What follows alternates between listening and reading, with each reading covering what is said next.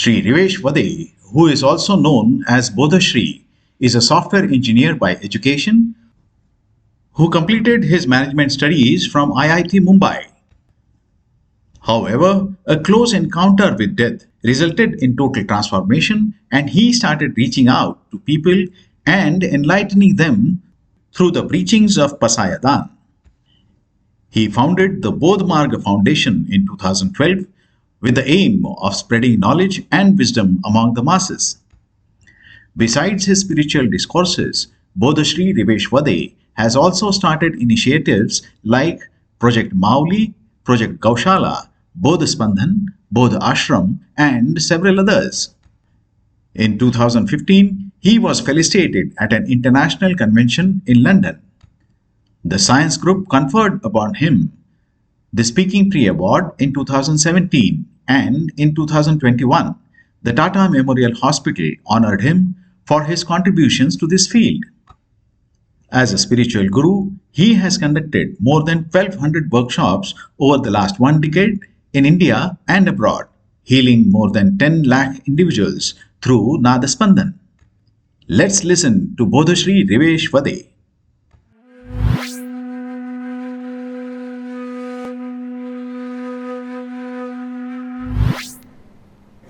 कि आज के लोगों को डिप्रेशन जो आ रहा है वो उनके पूर्वजों की वजह से, पूर्वजों के जो डिप्रेशन के पैटर्न्स, फियर के पैटर्न्स, गिल्ट के पैटर्न्स या वॉट एवर पैटर्न्स वो आ गए हैं।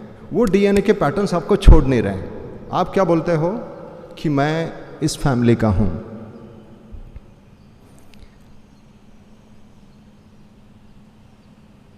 मैं उस फैमिली का हूँ, आप मुझे नहीं जानते हैं। यह आपका क्लेम करना आपके लिए दिक्कत है, आप अध्यात्म में आगे नहीं बढ़ सकते हैं। इसलिए संत ज्ञानेश्वर महाराज अपना इंट्रोडक्शन गुरु परंपरा से देते हैं। वो ये नहीं बताते कि मैं कुलकर्णी फैमिली से हूँ, बोलते हैं नादि गुरु शंकरा लागोनी शिष्य परंपरा बोधाचा हा संसरा जाला जो अमृते। ये शिष्य परंपरा है, यहाँ पे कोई गुरु परंपरा नहीं, कोई गुरु नहीं है यहाँ पे। पर बस आपके शिष्य बनने से, शिष्य जैसा बनने से, शिष्य ये एक भाव है। वो शिष्य कैसे बने? तो पसायदान। क्या अर्थ है पसायदान का? अर्थ क्या है पसायदान का? हमारा जीवन कैसे जीना चाहिए ये हमें पता है, लेकिन वो होता नहीं। हम अपनी खुद की स्टोरी बताएंगे। पता था कि जब टेंशन आए तो शांत होना चाहिए, स्थित प्रज्ञ होना चाहिए, अच्छा हो या बुरा हो दोनों अवस्था में समाधि हो, मतलब समावस्था हो। पर क्या ये होता है? पता सब है, पर क्या ये होता है? पर गुरु कृपा से ये सब अपने आप होता है, आपको कुछ नहीं करना है। तो ये जो है अक्रिया मार्ग है, कुछ करे नहीं है आप, आपके करने से दिक्कत है, कबाड़ा हो जाएगा। करना कुछ नहीं है, ये होना है, होने का मार्ग है ये। इसको महायोग कहा है। क्या कहा है? महायोग। ये होने का मार्ग है, आप करेंगे वो दिक्कत।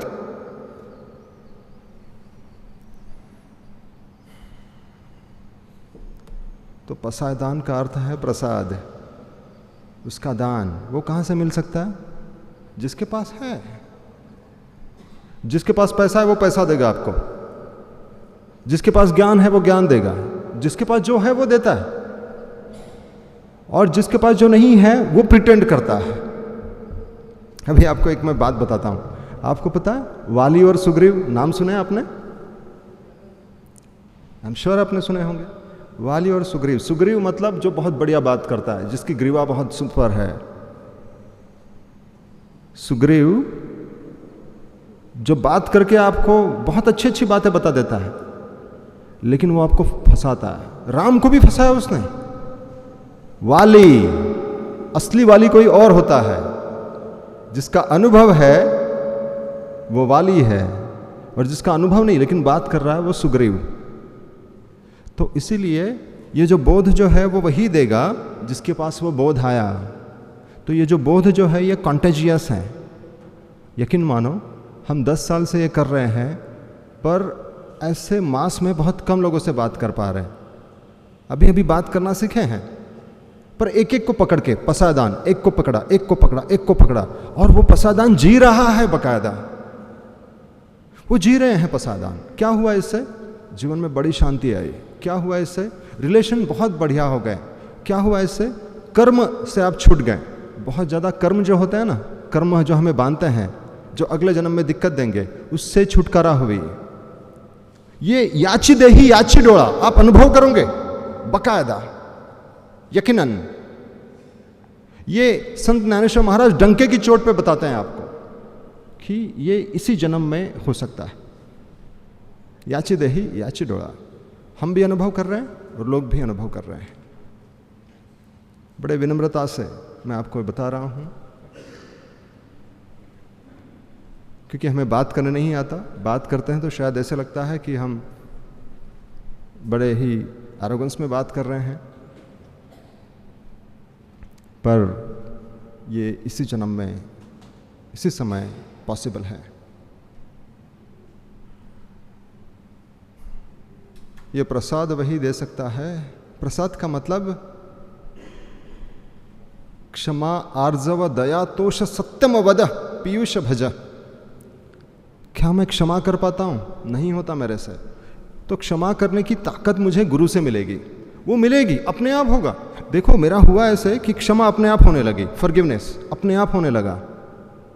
आर्जव सिंप्लिसिटी अपने आप। वरना पहले इतना शोषा, झूठ बोलना, सेल्स में था तो झूठ बोलना तो जाहिर बनता था, लोगों को फंसाना, इंप्रेस करना, ये मतलब ऐसे झगड़ना, रास्ते पे चलूं तो इरिटेट होना, और ये सब अपने आप रुक गया। यकीन मानो अपने आप रुक जाता है, और ये हो रहा है। ये प्रसाद क्षमा आर्जव दया, दया तोष, तोष मतलब सेटिस्फैक्शन। भले आप, मैं हंसता कभी नहीं हूँ, रेयरली मुझे कोई हंसते हुए देखता है, पर अंदर से समाधान। ये मैं मेरी बात नहीं कर रहा, सबकी। क्षमा आर्जव दया तोष सत्य, सत्य, सत्य को फॉलो। सत्य मतलब एक ही सत्य है और उसी की सत्ता है। वो सत्य है आत्मा। आत्मा है, भगवद गीता का पहला है आत्मा है। दूसरा है इम्परमानेंस, मतलब कोई भी चीज परमानेंट नहीं है, ना ये शरीर, ना सुख ना दुख, तो क्यों चिंता। चित्त असुदैवे समाधान, समाधान तोष। और भगवद गीता का जो मैसेज है कि कोई भी मनुष्य करता नहीं है, हम करता है ही नहीं। पर जिस दिन करता बोलेंगे कि हम करता है तो कर्म आ जाएंगे। हम करता नहीं है, तो आप यहाँ पे आए नहीं हो, लाए गए हो। तो अभी ये जो कार्य है वो बहुत अच्छे से करना है हमें, मतलब उसमें बाधा नहीं बननी है। नहीं तो हम बोलते यार ऐसा क्यों है, मुझे ये टीचर का रोल मिला है पर मैं सिखा नहीं पा रहा हूँ, मैं ये नहीं कर पा रहा हूँ, मैं वो नहीं कर पा रहा हूँ, तो ये दिक्कत वाली बात हो जाती है। ये कर्म को आप बांध रहे हो, बना रहे हो। इसलिए पसादान, प्रसाद का दान हमें गुरु से मिलता है या किसी बोधि व्यक्ति से मिलता है। कैसे? सुनने मात्र से। अवधारी जो जी, ये बड़ा साइंटिफिक फिनोमेनन है। डॉक्टर टोमेटिस कहते हैं